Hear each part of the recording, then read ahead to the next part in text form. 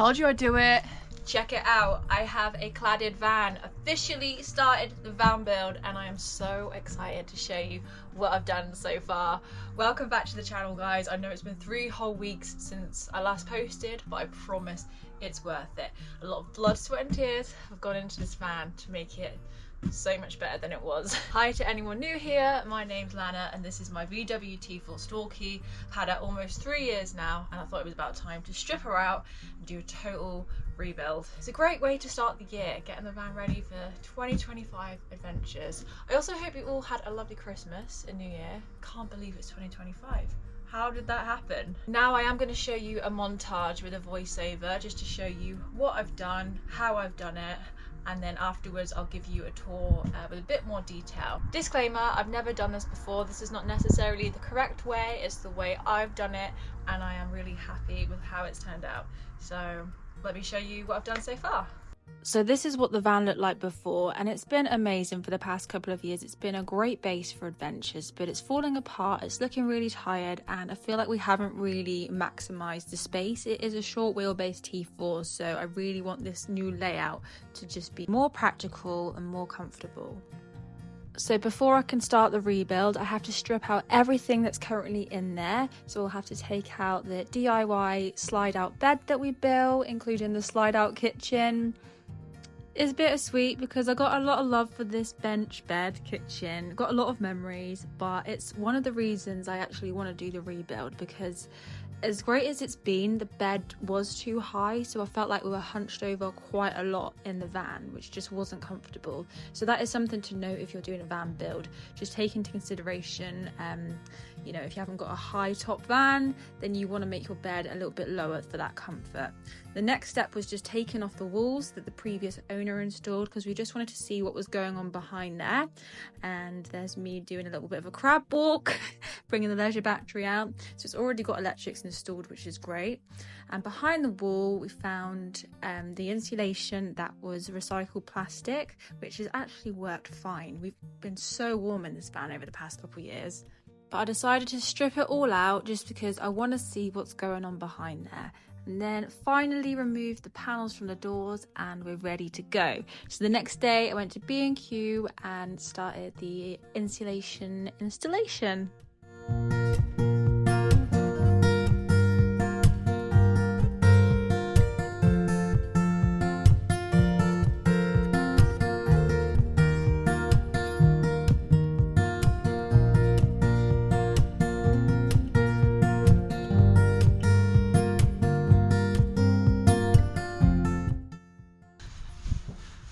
So guys, I think we've made a bit of a mistake.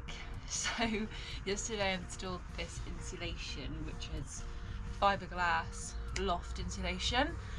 Kind of bought it on a bit of a whim, just went to B&Q and picked it up. Had a few messages on Instagram telling me like this is obviously can hold moisture, it can rot the van. It's also not ideal for the old lungs, so I feel like we'd always just have it in the back of our minds. We could just leave it up, but I just think we would be thinking about it. So I'm gonna take it out. It only took me about half an hour, so I'm gonna rip it out. I've sent Tom to B&Q, he's gonna pick me up some of the recycled plastic because that was what was in here before. I don't know why I put lipstick on today. Alright.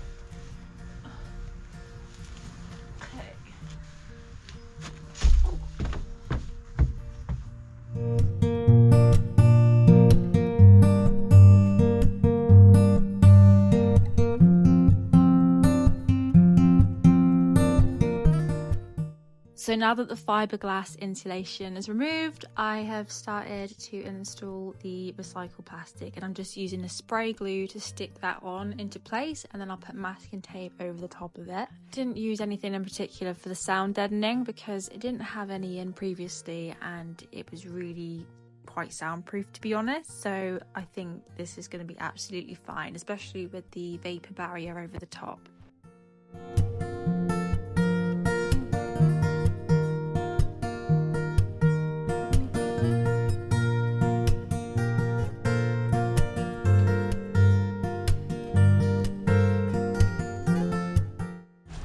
Look at the state of me now.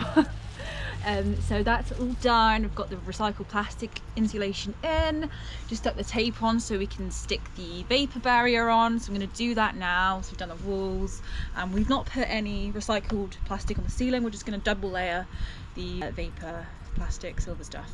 Okay, let's do it.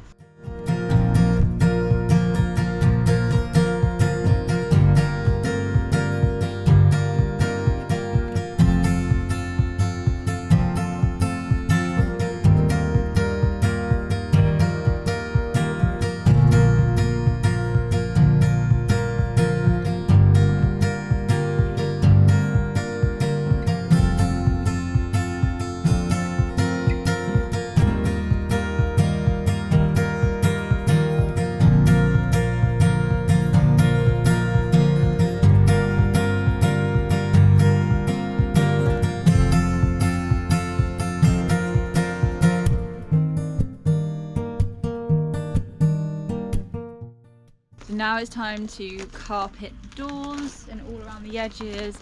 Actually dreading this bit. I think this is going to be really fiddly, so wish me luck. Fiddly was definitely an understatement, but you know, we have to try these things, and I've never done it before. I didn't even watch a tutorial. I literally just winged it, but I am quite happy with how it's turned out, to be honest. We forgot to bring our clamps with us, so I have used washing pegs. We are on a friend's driveway, which is really helpful, and the 4-way stretch fabric is from Amazon. I will actually put everything in the description below, and I will put a grand total of what we've spent so far in the next video. But look at that, I'm quite happy with how it's turned out. I do need to put a rubber seal around the windows and around the edges just to give it that nice clean finish. Okay, so I'm going to be using these pieces of wood for battening. They're quite cheap from B&Q.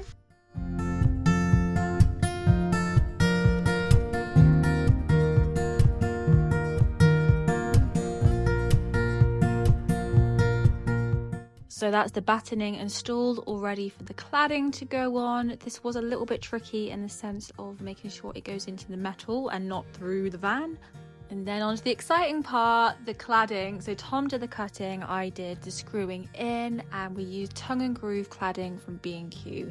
And I will put a grand total of everything we spent in the next video.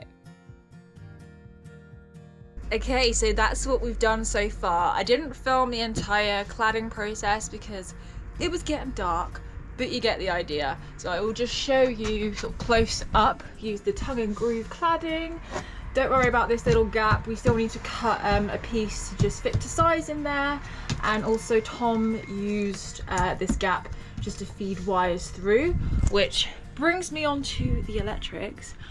I can't take any credit for the electrics. Tom did all of it, and he's done an incredible job. So we did already have a leisure battery, as some of you who've been here for a while will know, which is just here, and it runs off a split charger. And Tom spent literally a couple of days wiring in the lighting. We have some outputs, so hold on, let me just show you and get a better perspective. So here we actually have switches. Here turns on these two, and then the next one, these two. So we have 4 spotlights in total, and then this one turns on this like strip light, which is gonna go alongside the furniture just to give the van a really nice glow. Oh my gosh, it's literally amazing. Look at those spotlights, guys. It's gonna be an actual cabin on wheels. He is gonna put in a couple of other outputs. I think we're gonna put them inside the bed, and yeah, it's gonna be just so much better than it was before, because we literally had to like climb under the bed to get to the like USB and 12-volt before. It was a nightmare. If any of you are interested in knowing about how Tom did the electrics, or you want him to talk about it, please let me know in the comments, and maybe in the next video he can pop on and talk about how he did it. But yeah, I didn't do any electrics, but I did do the cladding and the carpeting. Oh, I've not shown you the carpeting yet. I have used like a beige cream colour for the door. Ignore this, the panels still need to go on. It's gonna look great. And also ignore this, I do want to put I will put a seal around this and around the edges. Obviously it's not a perfect finish, but I'm pretty happy with it, and I know once it's all on, it's gonna look great. As you can see here, I don't know why I'm lying on the floor, just because I can. We have put a panel on this sliding door, so it's just all really coming together. I am also going to use beeswax to treat it, just because it's more sustainable, natural, non-toxic, and I think it will just give it a nice sheen without darkening the wood. Oh, and also I've not even told you the layout yet. So the idea for the layout is right on the back doors here. So here and here we're going to have 2 benches, and one is going to have a hinge and it's going to turn into a bed, and then in the corner there behind the driver's seat going to have like a little corner kitchen, hopefully install a sink as well, get a fridge under there, maybe an induction hob, but we'll see. But it's going to be a lot better than it was before, and hopefully it might even be finished next week, maybe the week after. But we are moving quick and I'm just so excited. I just want to get it done, just working day and night to do it. Gonna head to B&Q in a minute, so I better crack on before it gets dark. I really hope you enjoyed this video, guys. I'd really love to hear any of your ideas. If you have any suggestions, alternative ideas about the layout, I'd love to hear them. Let me know what you think. Don't forget to subscribe if you haven't already, and I'll see you in next week's video, part 2.